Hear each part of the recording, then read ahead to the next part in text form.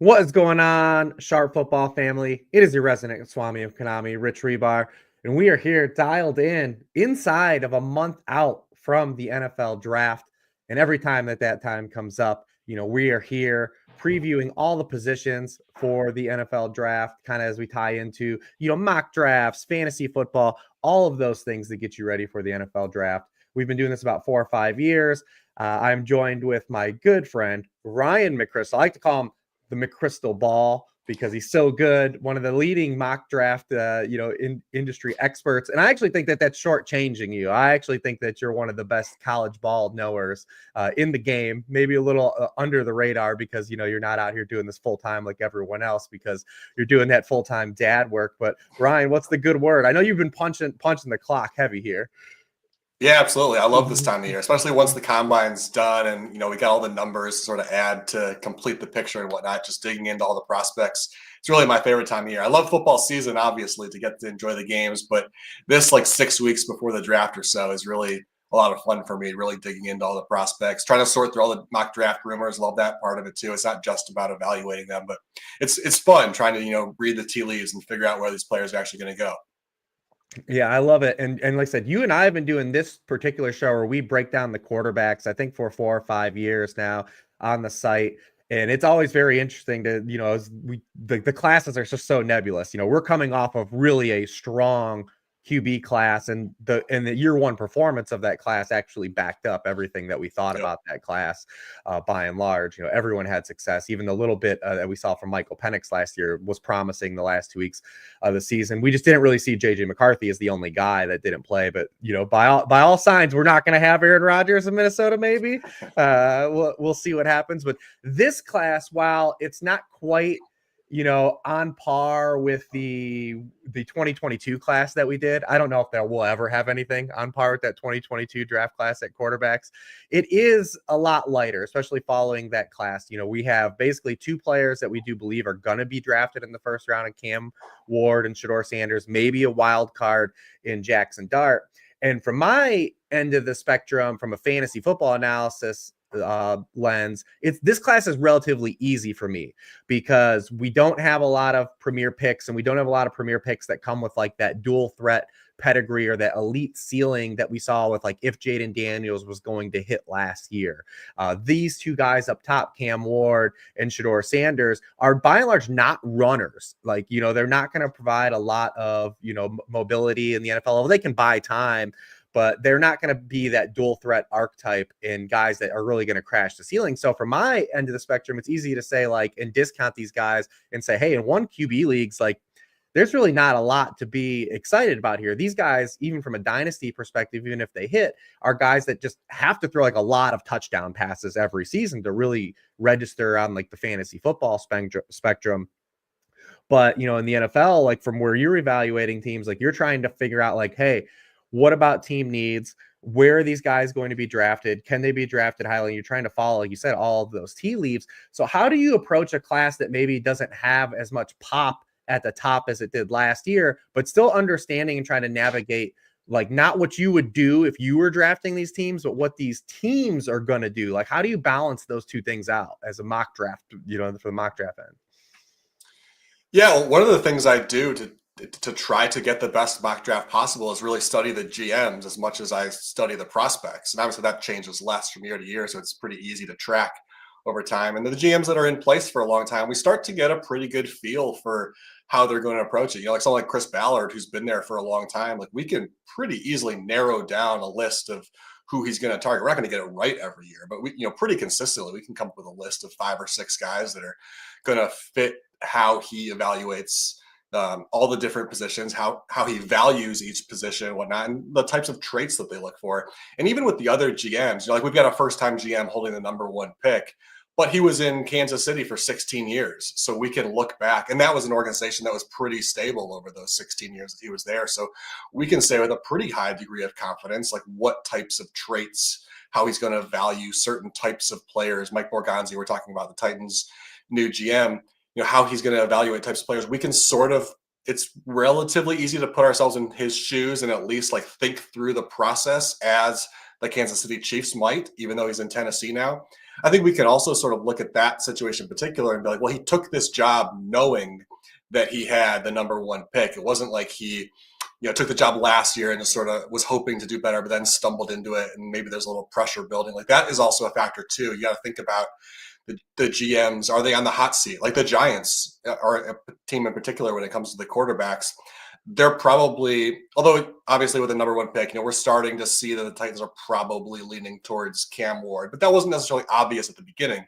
The Giants are really the one team that's been pretty obvious all along because you just put yourselves in the shoes of their coach and GM who've got to be feeling the pressure to turn this thing around finally. They've got to get a quarterback, right? So if they didn't go and sign if they didn't sign Sam Darnold or whatnot, they didn't get like a younger quarterback in there, obviously they were going to take a quarterback. I think it would be pretty shocking if they don't get one. Even if they, let's say Ward and Sanders go 1-2, I think at that point, they're not going to take Jackson Dart number 3, but the odds of Jackson Dart going in the first round because the Giants trade back up into the first, I think skyrocket, because how could you possibly come out of free agency and the draft without getting somebody to plug in there? So you just, to try to sort through a class like this where there isn't like that clear-cut number one guy that you just plug in, you just try to put yourselves in the shoes of the GMs, try to study their past, and also just look at what type of situation they're in. Are they desperate, or are they a first-time GM who has some time to kill potentially before making that decision? Because that's a big factor too when you don't have that superstar quarterback that's easy to plug in. Like just desperation becomes a factor, unfortunately, in these drafts. So there's a lot of factors you can still think about that go way beyond just evaluating quarterbacks themselves. Yeah, because that leads into kind of a multi-layers. One about this class, like you talked about, if Shedeur Sanders and Ward were to go 1-2, then that pushes up the emphasis of the need to get Jackson Dart, who's probably the clear-cut 3 in this draft class, and then it's just very wide open. So put a little pressure on a team that maybe needs to push that envelope. But you also, for up until this point, your latest mock draft doesn't come out until next week. You've been kind of sitting on the adamant train that, the Titans aren't going to go Cam Ward. Maybe they just take the best player available because they do have that first-year GM. And now kind of there's so much smoke that there has to be some fire to them just leaning in on Cam Ward. So are you going to make that change next update? I might. I'm certainly thinking about it. A lot of the people who've switched to Cam Ward recently in their mock drafts have sort of been saying like, well, they didn't even make an effort really to get one of these veteran quarterbacks. So obviously they're going to take Cam Ward. And that makes sense. Like that might be the reason. I'm not saying that they're wrong in that line of thinking. But also, like I mentioned, this is a first-time GM who took the job knowing they had the number one pick, knowing what his options were at quarterback. And it would be very easy for him to just say, you know what, this isn't the right year. Like these are not number one overall pick type of quarterbacks. We're just not going to do it. You can also look back to 2013 when Kansas City had the number one pick. Well, he wasn't the guy making the decision, but he was there. He was part of those conversations when they elected to take Eric Fisher number one overall. Now they also traded for Alex Smith that offseason. So that helped that they got someone coming in there. But keep in mind, that wasn't Alex Smith as we think of him now. That was Alex Smith who was benched in San Francisco and was trending towards bust status. Like that was they took a flyer on him. And then, obviously Andy Reid helped turn his career around from that point forward. But, they chose to just sort of play it safe and be like, this isn't the year to get a quarterback. Not only did they not take one number one overall, they just didn't, it wasn't like they took one in the second round either. Like they just punted and just said, you know what, this isn't the year to do it. We'll address it later. Unfortunately, Alex Smith panned out. And so that, they were able to wait a few years before finally making that move to go get Mahomes. But, knowing that he's been through that situation and that he's seen patience pay off, you got to factor that in as you're trying to guess what he's going to do at the number one pick. Now, the one piece of news that has sort of pushing me maybe towards thinking it's Cam Ward was the fact that at Ward's pro day the other day, the Titans sent their like in-house production team to go like film it. They sent their in-house like website team to sort of who knows what exactly they were doing, but it's easy to think that maybe everyone kind of knows they're going to go that direction now in-house, and so they were just sort of building something for the future. That has me thinking along those lines. But some of the other big name quarterbacks, and Abdul Carter also hasn't had his pro day. They might show up at those as well. Like, this could just be they're building some sort of in-house production on like what it's like to have the number one pick. You can certainly see them doing that. So even that information alone doesn't make me think that they are guaranteed to take Cam Ward. I'm still kind of on the fence because I could really see it going either way. I'm still pretty much 50-50. So I'm paying attention to all of those types of nuggets that come out that maybe tip the pick a little bit.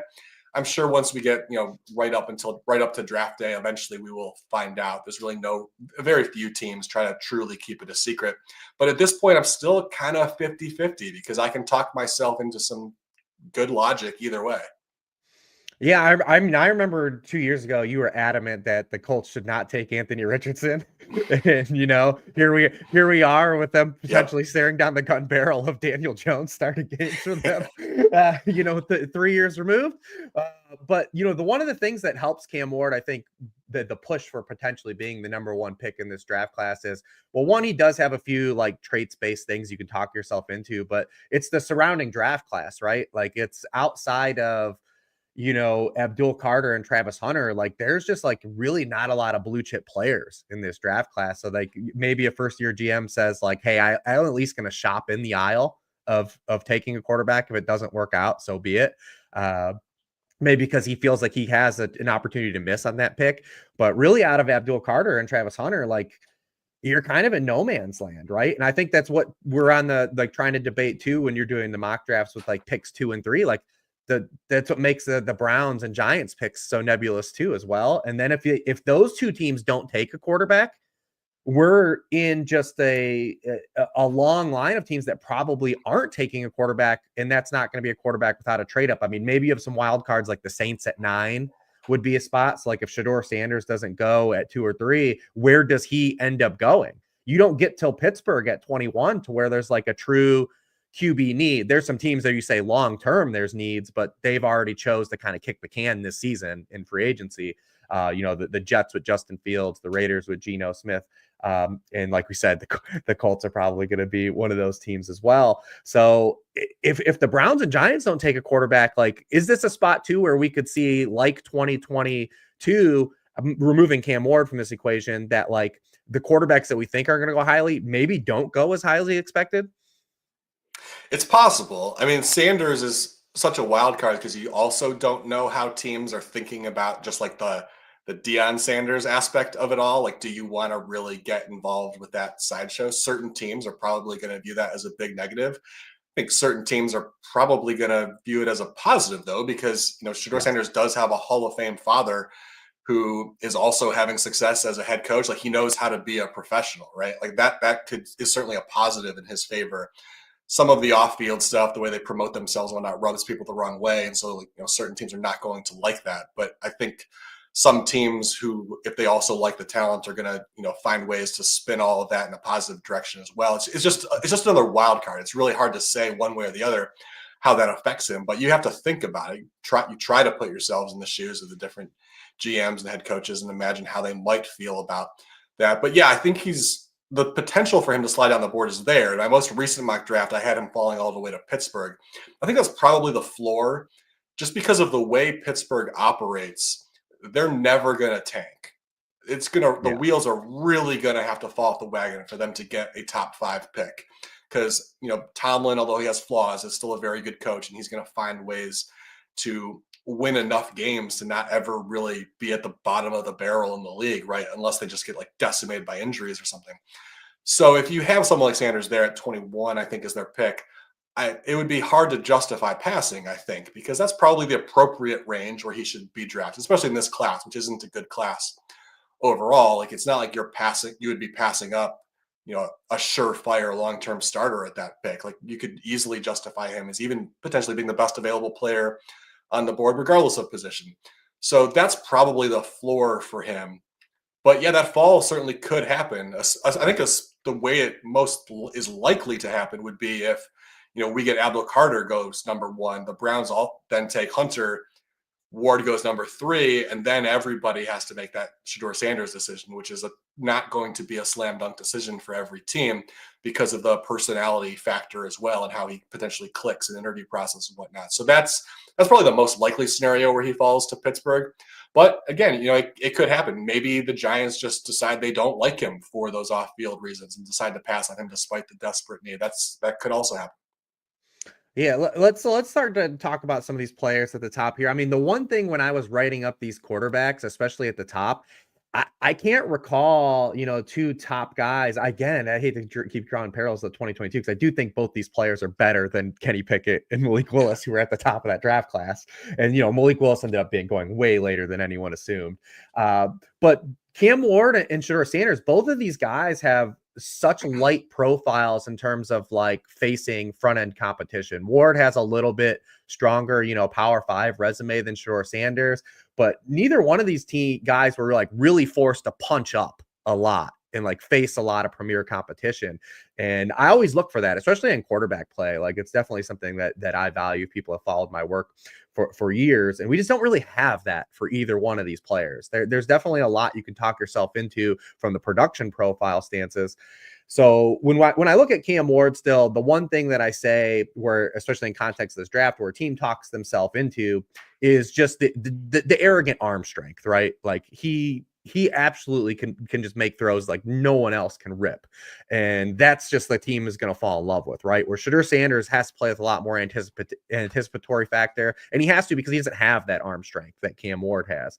So I do think that Cam Ward, while he gets compared to like Jameis Winston or like a pure gunslinger a lot, but he does have a higher accuracy profile than like the guys that he gets compared to. He did get a little bit lucky last year on some turnover worthy plays, but his accuracy profile is a lot stronger than the guys he gets comped to. And that is something that does remain sticky in the NFL. Like completion rate and on target stuff is one of the stickier QB metrics as you come into the NFL. So I can definitely see how like a team wants to talk themselves into a guy like Cam Ward. You seem kind of like I said, on the fence, or at least just saying like, hey, Abdul Carter is the blue chip. Just take the blue chip guy, take him. So how do you see that Cam Ward 1 fits into your like evaluation here for going number 1? And let's just do a hypothetical too. If Cam Ward was in last year's draft class, where does he go? If he was in last year's draft class, I think he falls in like the JJ McCarthy era, or like in that area, as far as how teams view him as like, you can certainly see the traits, but he didn't totally prove he belongs during college for very different reasons. McCarthy obviously just like wasn't really asked to ever do it because of the offense that he played. And Ward was asked to carry his team, both Washington State and Miami. And, we saw flaws through that process. And so like, I think he falls into that range where you can certainly see just like the raw traits are first round worthy, but they're not there yet. So they're more in like a little bit of a boom bust type of profile. So, and I think in most draft classes, even if, not even putting him in last year's draft class, just any draft class where you've got like 1 or 2, like true top 5 type of quarterback prospects, I think both Ward and Sanders fall into that range of like, depending on team needs, they could go anywhere from like 6th to 25th. Like they're just sort of like, they're like basically first rounders, but we don't really know if it's going to pan out. So it just sort of all depends like which team decides to pull the trigger on that risk reward option there. And so, yeah, I think, if it were me, if I were at the number 1 pick, I do think Abdul Carter and Travis Hunter, I think they are 2 blue chip prospects. So for me, I don't think you should gamble on a prospect like Ward or Sanders when you've got a true blue chip prospect. So I think any team, which, mostly goes for, we assume, the Browns and Titans at the top of the draft, I think that they should probably, kick the can down the road, just take the blue chip guy, get a good starter in the building and go from there. Because next year's quarterback class should be better. And even if it's not, the year after that should be better. Like more often than not, there is somebody worthy of that top pick. And those are 2 teams that don't really look like they're on the cusp of winning. Like if you plug Cam Ward or Shedeur Sanders into Cleveland or Tennessee's roster, I don't think they're making the playoffs next year. So, what's the rush? Like go build a better roster before getting that guy.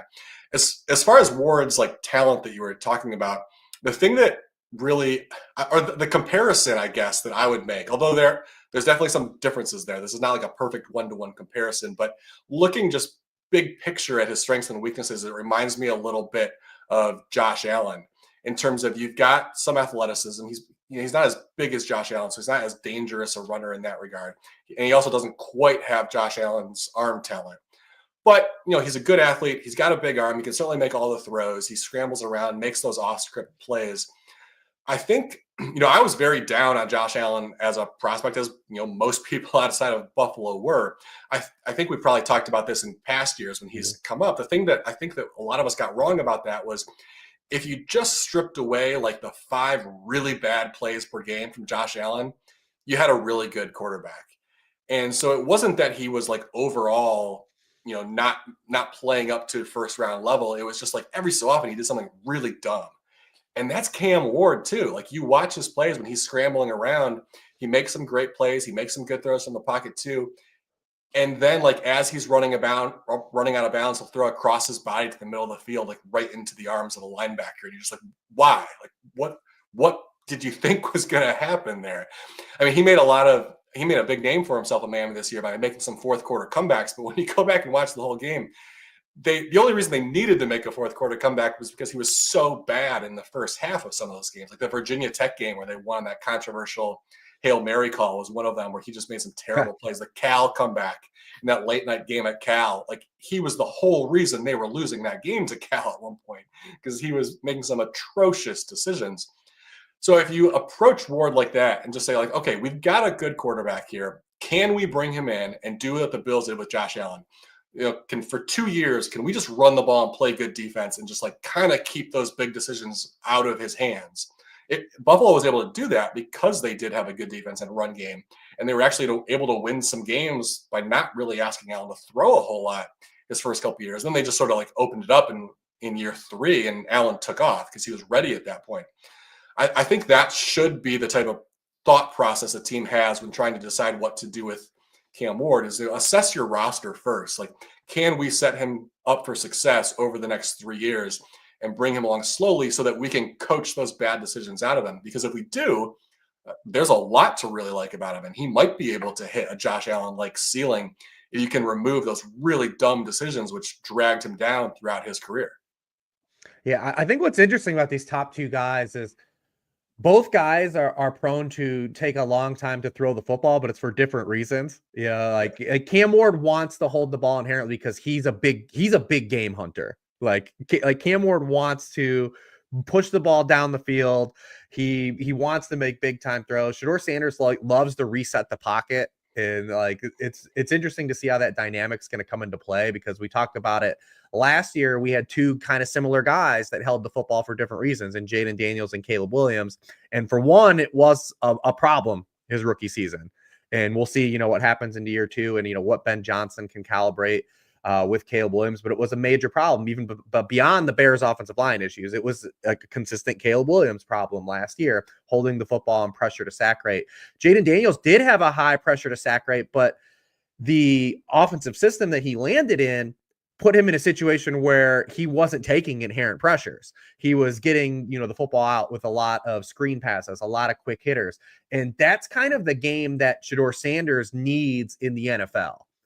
He's a player that I think if you put too much on him in year 1 or emphasize that he has to play football, like the offense is riding on Shedeur Sanders carrying it. I think that's more problematic than it is probably even for Cam Ward, because I still think Cam Ward's going to give you some highs. But Shedeur Sanders doesn't have that kind of where I look at him and say, like, he has this one elite aspect to his game where it's like he's going to get out and he's going to steer this thing for you. I think he's more of like a bus driver in a sense for him. His best football is when he's playing in confines of the offense. That's why he would fit, I believe, 2 or 3 with Kevin Stefanski, with Brian Daboll. The question where you have with Brian Daboll is, though, is Brian Daboll there next year? Like, we've seen that, with Caleb Williams, right, in year 1, where they kind of give these guys 1 extra year, and then what happens? That coach ends up still getting fired the next year. So I do think it's interesting that both these guys hold the football for different aspects, but I do think that, Ward, the reason he holds the football is a little bit more explanatory because it's him understanding he has a trait that there's a trump card. Like he is a spade, and that he leans on that spade sometimes in college, but it wasn't necessarily a problem in terms of taking sacks and turning the ball over, which I believe like Josh Allen like is coachable, because Josh Allen doesn't have those problems anymore. The taking the sacks and turning the ball over. He still will make a few plays for Buffalo where you're, even when you watch the sugar high Josh Allen experience, you're like, oh, what was that, Josh?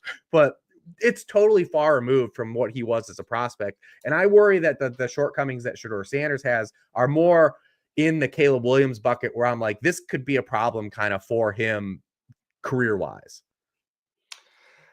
Yeah, I agree with that. And the issue with Sanders too is it's sort of like the way those sacks happen when he holds the ball too long is one of the differences I see between the two of them is Ward will run around, and occasionally he like overestimates his ability to escape a situation and will take a bad sack. Sanders sometimes will just hold the ball and hold the ball and hold the ball and then just take a sack like for no reason. Like there are some plays I've posted some videos of some of them where he just like the obvious option to just like throw the ball at the feet of his running back or throw it out of bounds is right there, and he just like goes down, and it makes absolutely no sense. He gives up yards for absolutely no reason, and you just that's concerning because he's played too much football at this point to make really dumb mistakes like that. So it does make you question his ability to process a little bit. The other thing that he does differently than Ward is the way that he drifts back so much. Ward will run backwards. Like he'll spin out and he'll run, and like it makes you nervous a little bit, like how far back he'll goes. But Sanders will drift back and back and back, like waiting for something to happen. And that's specifically risky for him because he doesn't have as much of an elite arm. So he's sometimes going to take what like is going to be a 5-yard gain and make it like a 20-yard throw. And so he's just making things a lot more difficult than him. I wouldn't mind him holding the ball so long if he were doing a little bit more of just rolling out of the pocket, because then at least your receivers can react to that, and there's like a scramble drill that you can kind of do where everyone's moving towards the sideline, and if it's not there, then hopefully you throw the ball out of bounds or just throw it at someone's feet or something. But the way that he drifts puts himself into really bad situations sometimes, and there was a classic example of that in the bowl game this year where they were in field goal range on, I think it was second down actually, but he takes like a 20-yard sack out of field goal range. They end up only getting like 2 yards on third down, and then they miss a field goal. Like it was just, he cost them points with the way that he plays in that situation. It was the best example he gave us all season where it like very clearly cost them points on the scoreboard. So you've got to find a way to make him stay in the pocket and get rid of the ball faster.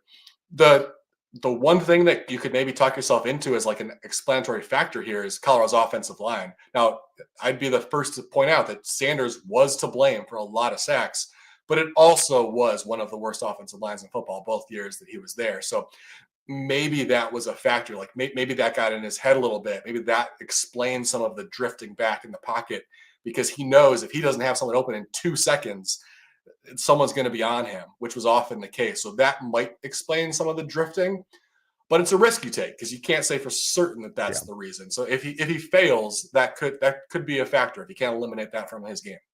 Yeah, and that's one of those other areas where I try to take that stuff at more face value because it's a little more stickier in the NFL. But like we did have Jaden Daniels last year who got coached into a system that kind of mitigated a lot of that, because Sanders doesn't have the turnover worthy throws that like Ward has. And like that was in Jaden Daniels' game too. Like Jaden Daniels didn't throw a lot of interceptions in college, and that's what Sanders did. It was almost all sack stuff. Like almost all of his negative EPA stuff is just the sacks that he takes and him eating sacks. And I mean, he was credited with 17 of his own sacks, like you said, last year, where Ward only had 2 of those. But Ward will throw you maybe the interception. He got away with some last year, but like, are those going to happen in the NFL? Like I said, it could be the Josh Allen spectrum where that doesn't happen in year 3 and 4 in the NFL, but probably years 1 and 2, it could be definitely more of a glaring issue than it was in college. So that's why I said like Shedeur Sanders to me is like his fit is going to be primarily what's going to drive me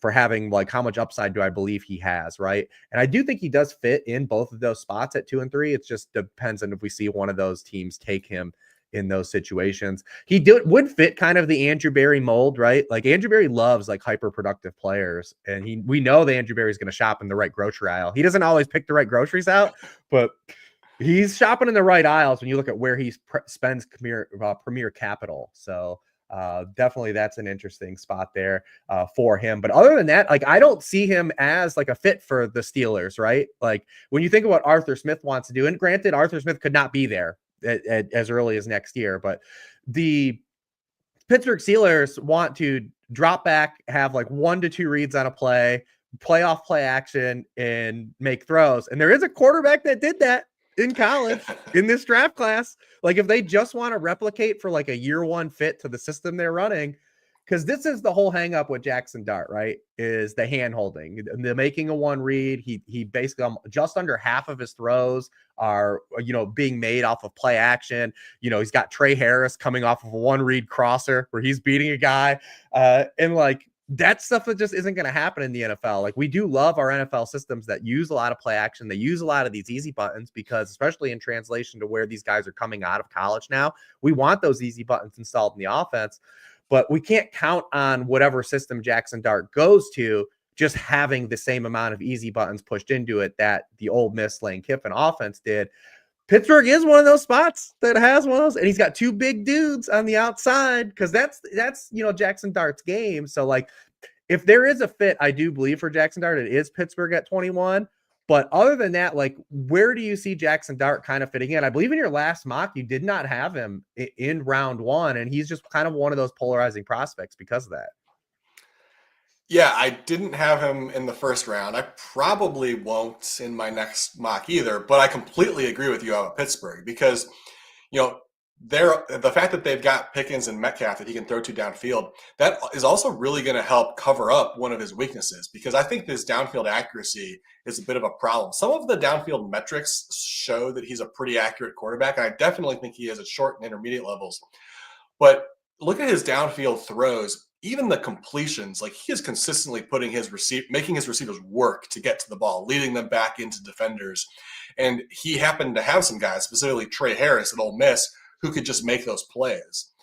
But even when you look at in certain games, like his numbers were really skewed towards beating up on bad teams. As far as the downfield passing goes, if you look at his downfield completion rate in some of their like really the competent defenses that they play, which we should also mention, the fact that Dart played in the SEC, that doesn't necessarily mean anymore that he was playing against great competition, right? Because the SEC is so deep. Ole Miss played an ACC schedule that just happened to be in the SEC. Basically, Georgia was really the only like true SEC defense as we think of SEC defenses that he played last year. But I went back and looked at Dart's throws of 20 or more yards downfield, really against the competent defenses, not even just the good ones. But there are 4 games I think you could say that were pretty good defenses that he played.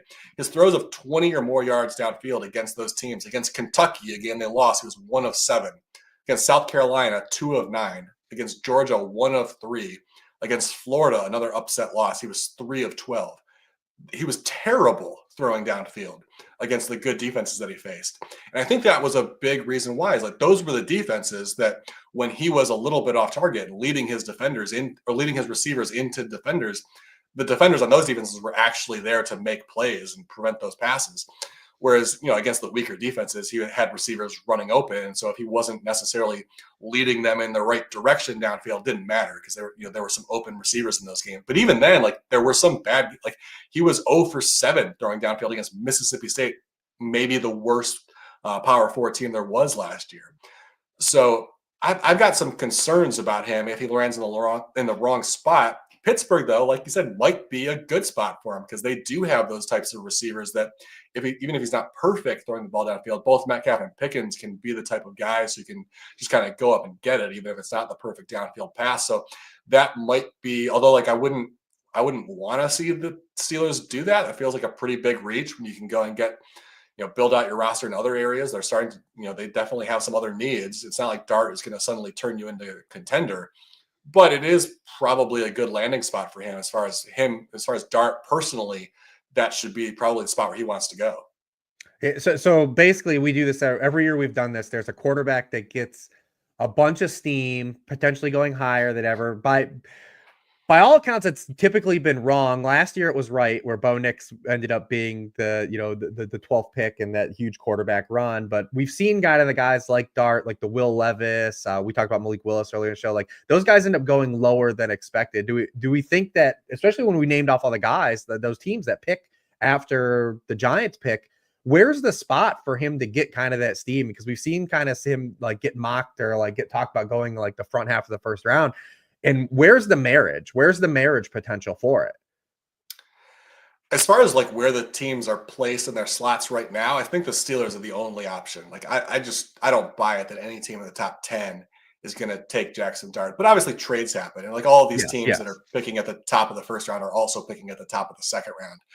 So, if one of those teams is worried, let's say the Giants do miss out on a quarterback because they go 1-2 and then they trade up to like pick number 19 or 20 and take Dart there out of desperation. That seems plausible. I could even see, maybe the Saints do the same thing. Maybe they think that, they get somebody at number 9 and then come back and get Dart, especially if they were to go out, like maybe they draft like Tetro McMillan or Tyler Warren at number 9. And then that potentially increases their confidence in going after Dart because they've now added another weapon to give him, and to draft him in the 20s. That's another plausible scenario. But yeah, as far as the teams are where they're laid out now, I think the only team that could realistically consider him in that spot would be the Steelers, unless maybe you could mention the Rams. Like they could technically Yeah. justify adding another young quarterback, but it would certainly make more sense for them to just give it another shot at a championship with Stafford and actually try to plug a real hole that would help them win while Stafford's still there. All right. So we've talked about like the first 3 guys. The rest of this class now is just wide open, like absolutely wide open. We don't know if they're. We know someone's gonna get drafted on day 2. It's kind of when and where though. I think there's definitely it's in the range of outcomes that like no one gets drafted in the second round out of this group. But for my end, it's easy. It's Jalen Milroe from Fantasy Football Stance because he's just an insane athlete. He's going to run around, and those fantasy points are weighted whether he is a good passer or not. We've seen this time and time again. Will that mean that he gets a second contract in the NFL or he gets to start a lot of games? That's all going to be dependent on like his passing profile.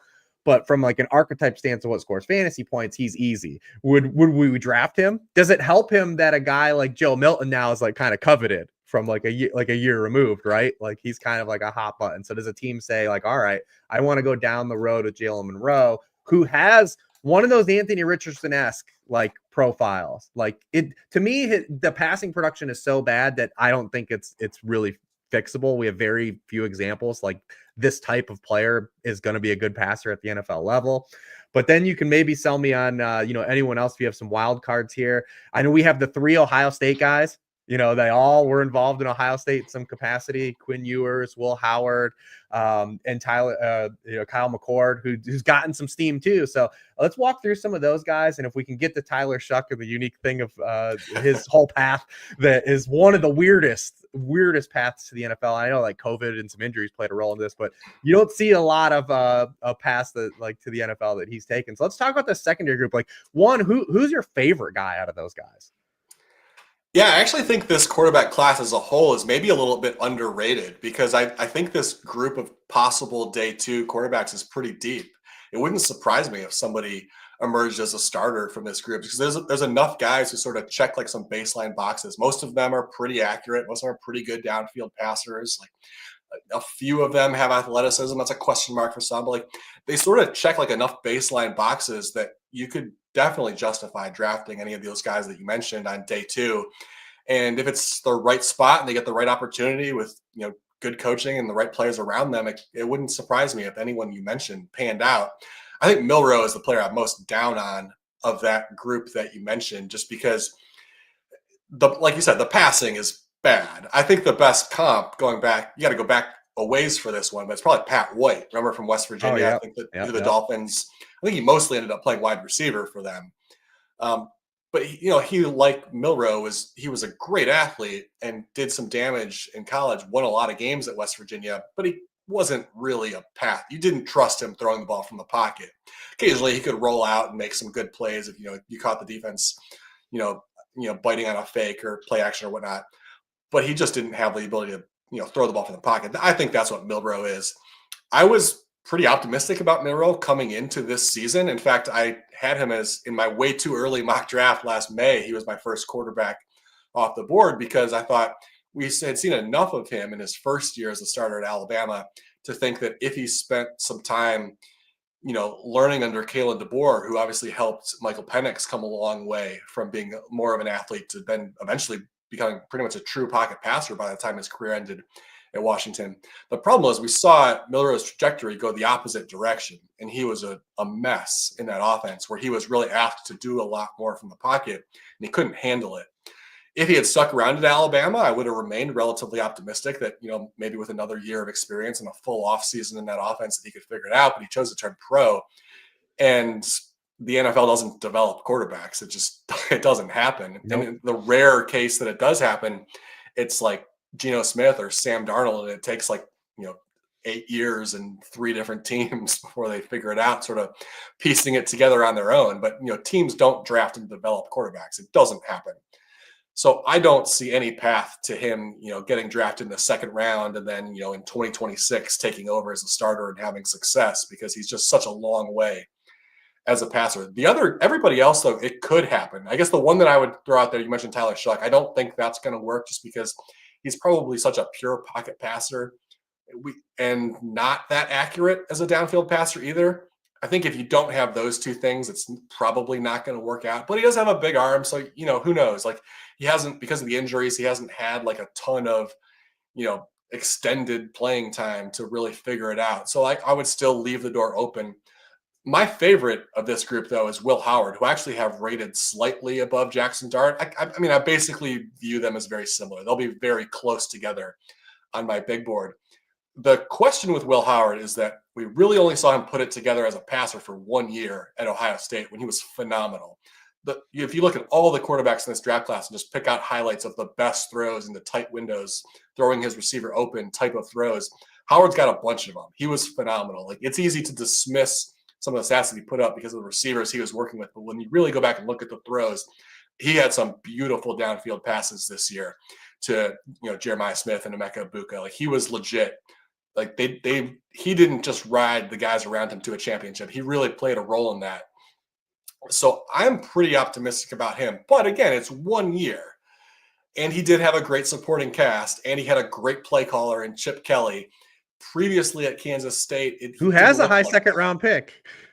Yeah, that's true. That could potentially be a really good spot, especially even if you're just, obviously you're bringing him in to be a backup there in the short term. And so that could even help. You could imagine him and Geno Smith kind of both mentoring each other on, kind of the offense a little bit and just, sort of learning the ropes of the NFL. It could go back and forth. That could be a good fit for him. But I like Howard because what we saw from him playing in what is basically an NFL offense. There was a point in time when Chip Kelly was far from the NFL, but he didn't work out as an NFL head coach, but his offense spread like wildfire. And there's aspects of his offense in almost every NFL offense these days. And so that's basically an NFL offense these days that he was in at Ohio State. And it was actually Kansas State's offense was the offense that was much further from an NFL offense, a very run-heavy offense. In fact, like a throwback run-heavy offense too. A third of his pass attempts at Kansas State were with only 2 wide receivers on the field. So it's easy to sort of explain away some of the struggles he had at Kansas State, especially when you see what happened to him at Ohio State when he was playing in a more friendly offense that allowed him to, spread the defense out a little bit and, have some easier throws on the field. And then what he was still able to accomplish throwing downfield to tight windows. And then he's also a good athlete. We saw Ohio State, especially later on in the season, start to open up the QB run a little bit more. And he can do some of that in the same way that Jackson Dart is able to do. That'll certainly be a part of Dart's offense if he's a starter in the NFL. And I think Howard can do the same thing. Ewers is, the other guy, or Ewers and McCord are the 2 others that I haven't touched on. My question with both of those guys is really the lack of mobility. Ewers is a little bit of an athlete. McCord really not at all. And just look at the quarterbacks who've come out of the league really over the last decade. Who is the pure pocket passer who's had sustained success?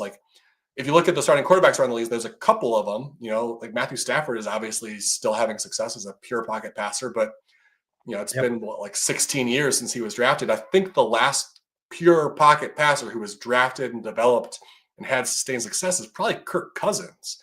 got to go back a long ways to that. So teams are really not. Obviously, you can build an offense around it because, the Rams are still doing it, but no one's really spending time investing in developing that type of player. So, especially if that guy's not a first-round pick, I don't think it's going to work out. So, yeah, McCord is a very good pocket passer. I love his accuracy throwing down the field. He's got a good arm. He's really aggressive. I see him as probably more like a Jameis Winston type, like a big arm, really aggressive, make some dumb decisions. Yep. Team's probably not going to invest in that long term. So maybe he has a 10-year career, but it probably looks something like Jameis Winston where he bounces around a little bit. Ewers, he's a tough evaluation. He took a step back this year, but he also he was playing through an oblique injury. It's certainly easy to see how that could affect your throwing motion, and maybe that explains away some of his step backwards. So I'm reserving, some level of optimism still that maybe he just sort of gets back on track once he's healthy.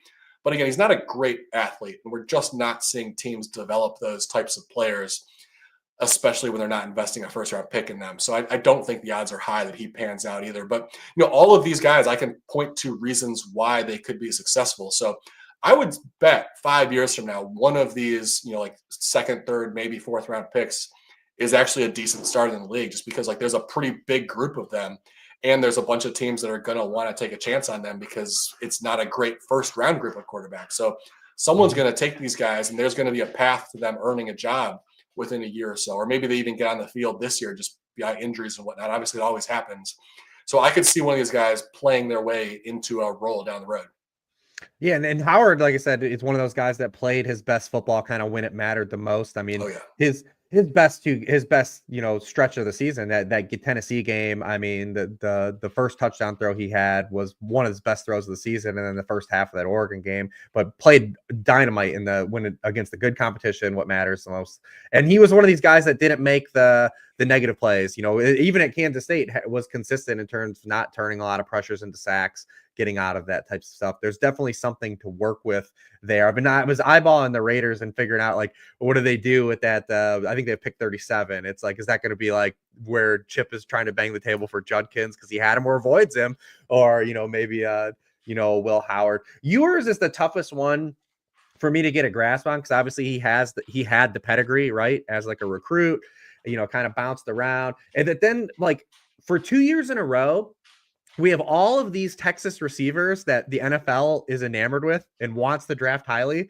And these guys underperformed. And I just can never separate that stuff for me. How is he not a common denominator in the lackluster production these guys had? I mean, Xavier Worthy as an 18-year-old was hyper productive with a quarterback no one's ever heard of at this point. And then completely underperformed. When he got attached to Quinn Ewers, we had Adonai Mitchell. Now this year we have Matthew Golden and Isaiah Bond, who basically have no production profiles, especially for a first-round receiver. Matthew Golden is about to have historically one of the lightest first-round production profiles ever. So it's going to be interesting to see what happens with those guys. But Ewers, I just don't see how I cannot factor that in. Was he part of why these guys weren't as good? I have a tough time removing that. McCord, clean pocket stuff is very sticky. It's another one of those efficiency metrics that does carry over, and it's very sticky in the NFL level as well. And even from a clean pocket, his turnover worthy throw rate stuff is terrible. And this goes back to his year at Ohio State, because that's the other factor you have with Will Howard. It's he played better than McCord, right? With similar talent around him. Obviously he had Jeremiah Smith, but that's the other factor there too. So I think Howard for me too is also a step above those guys, but it's easy, like I said, for you guys to kind of talk yourself into or talk yourself out of these guys in that group as well.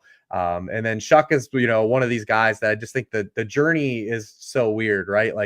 For people that don't know, he was recruited in the same draft class as Trevor Lawrence. Which probably is how'd that happen? But then he broke his collarbone in 2021. He rebroke that in 2022, then broke his fibula in 2023. So we had two guys last year that were really marred. I think last year we talked about this with the veteran quarterback class, right? And how it was just unique because of the COVID circumstances. Shuck doesn't fall under that umbrella. He has no experience.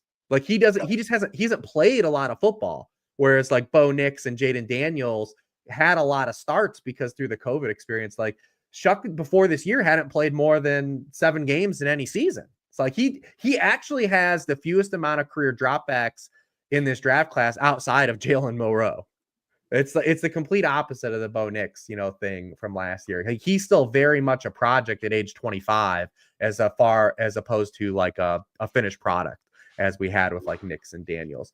Is there anyone here in like these final 10 minutes here, like a day 3 guy that you kind of have your eye on? Dylan Gabriel, Riley Leonard, Seth Hennigan, like any of these dudes, Curtis Rourke. Is anyone here like have a little bit layer intrigue for you?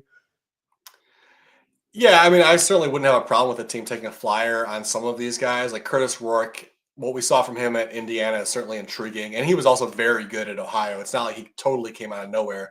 Just like the MAC has been, it's just so bad these days that it was hard to take it totally seriously. But then the fact that he went and did it in the Big Ten, like you got to take him seriously. Like he can definitely throw the ball downfield. He has enough athleticism that you can kind of see like maybe you could work out for him long term. Dylan Gabriel, I think, is somewhat interesting. I don't see a high ceiling because I just don't think he really has like the arm for it.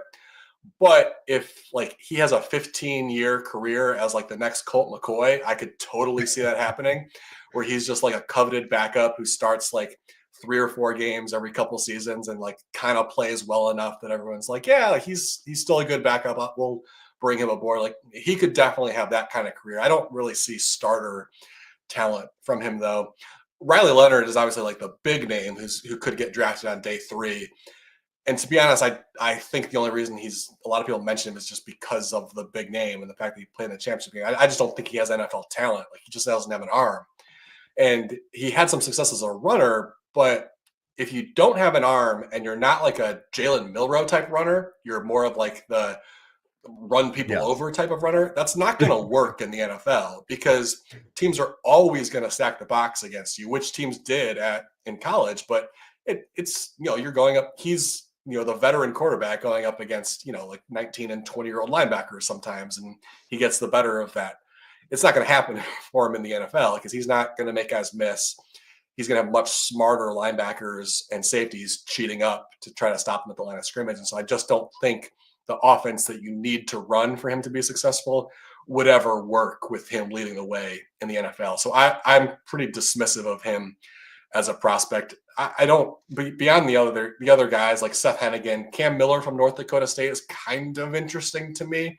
I also don't really think he has quite the overall talent, but it's hard to evaluate lower level prospects. So like if someone spent a 7th round pick on him, I'd be kind of interested to see how he developed, how he played in the preseason, just to see how he does against the top competition. He played really well against Colorado last year. So like there's a little bit of an intrigue there. So he's maybe like the only other guy that I would throw out as a day 3 prospect with a little bit of interest worth paying attention to in the preseason, at least.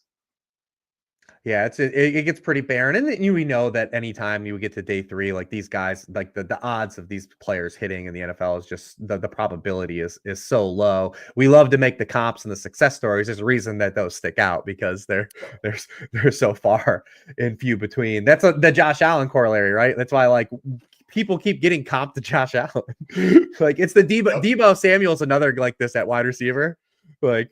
He could be the next Deebo Samuel. Well, there's really no one else like Deebo Samuel. Yeah, don't go chasing outliers. That's how you end up with busts, is when you think you've found the next outlier. That's usually where teams fail. Yeah, and that's kind of where we are, are with this draft class. It's very nebulous outside the top, and especially if Dart doesn't end up going in the first round, it kind of shuffles up the chairs here for this secondary group on day 2. But yeah, and like I said, the production profile for these guys, especially in terms of like the caliber of talent, like a lot of these guys faced, is just real tough. We didn't even really touch on it with Shedeur Sanders. I mean, like what was the best defense like he faced? Like, I think 68th was the 68th in the country was the top defense he faced through 2 years at Colorado. Like it's really hard to diagnose. Yeah, absolutely. I mean, honestly, the top defense he faced was probably in practice because Colorado actually turned it around on defense last year and had one of the best defenses in the Big 12. Yeah, one other thing I wanted to mention real quick, because I meant to jump in when you were talking about Quinn Ewers and the receivers. Yeah. That is an interesting point that you bring up. I will say, though, because I'm down on the Texas receivers this year, that there is the possibility that the only reason why some of these guys I'll put him aside as a guy who obviously has already proven his value, but the others, there's a possibility the only reason they're getting mentioned as high draft pick is because of viewers. Because A.D. Mitchell was kind of looking like a bust before he got to Texas in the first place, and then sort of had a bit of a, even though he didn't put up huge numbers, a bit of a breakout. Matthew Golden, honestly, the year before at Houston was kind of bad. Like he was really fast, but like there were times where it looks like maybe, I mean, he may have quit. Like that could have been part of it because it was a really bad Houston team. And there's not a whole lot of success It's promising stories. when you say a guy could have played bad because he quit. And look back at the history of first round picks who ran like 4.29 type of numbers and didn't have like crazy college stats. You're looking at like Darius Hayward-Bay type of receivers. Like it's a really bad list. I looked it up a few days ago just of like the fastest first round receivers over the last 20 years or so. It's pretty brutal. Like already Xavier Worthy looks like one of the best names on the list. Like Darius Hayward-Bay stands out as like the really big bust, but there's plenty of others of guys that just didn't, even the guys on the higher end of that spectrum are like Brandon Cooks is like one of the best super fast first round receivers over the last 20 years. And that's not like a spectacular career by any means. So like there's some big red flags with Matthew Golden. I would be very cautious. And I mean, I had it in the 2000s. Wide receivers that ran a sub 4.3 40. John Ross, Jacoby Ford, Darius Hayward-Bay, Marquise Goodwin, Henry Ruggs, Stephen Hill, Tyquan Thornton, Trindon Halliday, JJ Nelson, Stephen Hill, Johnny Knox, Mike Wallace. And, Mike Wallace was like the big hit outside of Worthy other than that. So it's not necessarily great just because you are real fast. And what's crazy is like, there's probably a range of outcomes where Golden gets drafted over McMillan. It's definitely non-zero because the last guy that ran over a 4.5 that was drafted in the top half of the first round was Mike Evans. And I would say that was unequivocally a hit as well. But, again, the NFL, we know the NFL values this stuff incorrectly though. Is basically what I'm saying. Like we know, like people always watch the combine and are like, this doesn't matter, but the NFL teams are absolutely earmarking these things. Like there are things that they've shown quantifiably they value, whether it's predictive to actual production or not. We know it's predictive to draft capital. If you run a 4.29, someone's gonna draft you. Someone's gonna draft you. Someone's gonna draft him. He's almost certainly going in the first round. I think the scenario where he gets drafted ahead of McMillan is probably the Cowboys take him because there are a lot of rumors that they're really looking to add a receiver, and it would make sense for them to add a speedster on the outside to kind of help with attract attention away from what they do with CeeDee Lamb lining up in the slot a lot. Like the thought process, I can see it. But it would definitely be a risky move. Yeah. I mean, in McMillan, this isn't the wide receiver show, but we're just, wrap this up in the last few minutes. But yeah, McMillan just fits, I think, a lot of more team needs of when you look at the teams that have the picks, will the Patriots end up taking him at 4? Obviously, they still are hunting for that alpha wide receiver to pair with Drake May. You've got the Raiders who have Jacoby Myers in the last year of his current contract. You've got the Panthers. Are they trying to build something with Bryce Young and who had Mike Evans, who's head coach, Dave Canales had Mike Evans in Tampa Bay, knows how to use a player of that archetype as well. So like, there's definitely a lot of places where McMillan, I think, just fits in naturally more than like Matthew Golden, I think is a tougher fit for some of these teams that pick. Obviously the Dolphins, we know that will draft any dude that runs under a 4.3. So like that could be a wild card if they're trying to replace Tyreek Hill. Seattle under Clint Kubiak and the types of style offense he runs. I know that they just added Cooper Kupp, but like, could he be a guy that's running a lot of that stuff off of the play action game and those shot plays like Rashid Shaheed was getting at the start of last year and we all are excited about? But yeah, McMillan fits definitely a lot more teams in there, but it's like, but yeah, I love talking to you every year about these quarterbacks. I love talking to you about your process with the mock draft stuff. Cause if you guys aren't following Ryan, I mean, he has been top 5 in accuracy every year in terms of nailing this down. If you follow him during the season, his college picks absolutely crush. He knows college ball. Definitely give him a follow, on Twitter, on Blue Sky, at the website where we're at. Let everyone know kind of what you have coming up. I know the next mock draft you said is next week, and the big board is on the horizon as well, right?